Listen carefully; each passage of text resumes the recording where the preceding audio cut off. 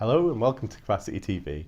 I'm delighted to be joined today by Michael Wheeler of NTT Communications. Hi Michael. So network security is a very serious issue for the industry in general. How does NTT Communications help its customers fight against cyber attacks? So we have a few things that we provide to customers. In some cases we just provide some basic tool sets that are part of our kind of toolkit that any customer can use from a BGP perspective. So we provide black hole routing capability as well as selective black holing, which allows a little more of a granular approach to how people can address attacks that way. Beyond that, we also offer kind of a full product set under our DPS or DDoS Protection Service product family.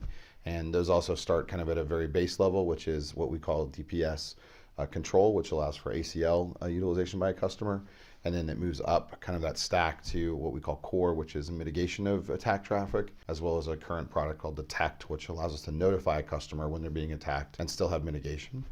We're soon going to be announcing some new product enhancements as well in the short term that will even provide some greater capability for customers, and so that'll come in the next couple of months. Obviously we're seeing the number of Internet of Things devices increase, and that's creating challenges for networks such as increasing bandwidth and security concerns.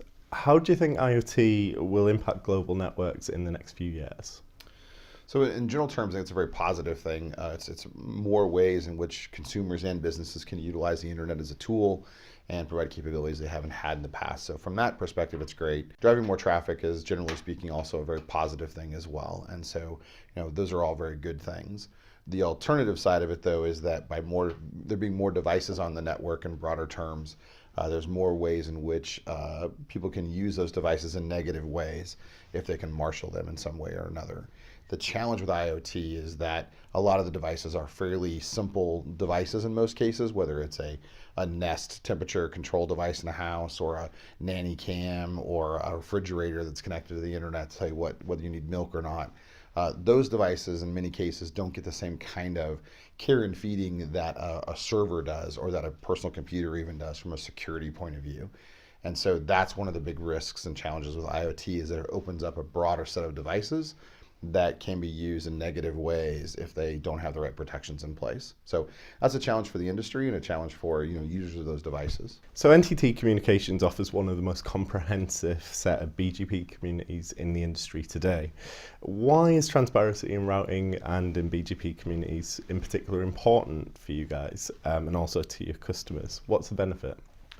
The benefit for our customers is that it provides them a number of capabilities that they may not get from other providers. And so, in general terms, giving customers more tools to work with is always better than less in our minds. And so what we allow customers to do, particularly customers that are connected to us in many places around the world. A lot of our larger customers connect to us in Tokyo and in Northern Virginia and in London and in Sao Paulo and in Seattle.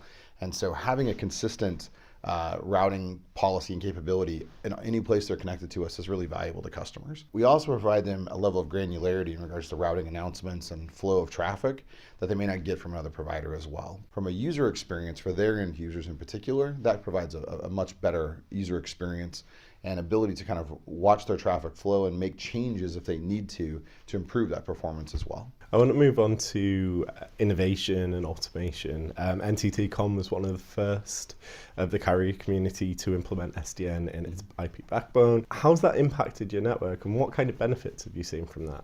There's been a lot of benefits for us. SDN, and even before SDN was kind of the catchphrase, the automation that we put into the network early on was very important for us from pure and simple terms, just from an operational expense perspective.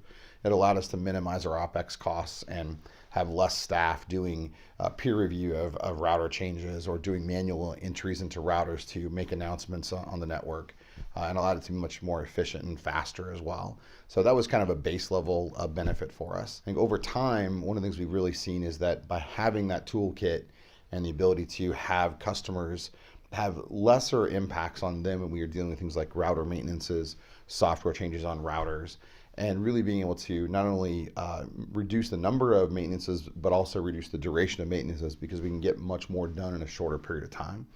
And so for a customer, any network of scale has to have things fixed on it or updated and maintained on it.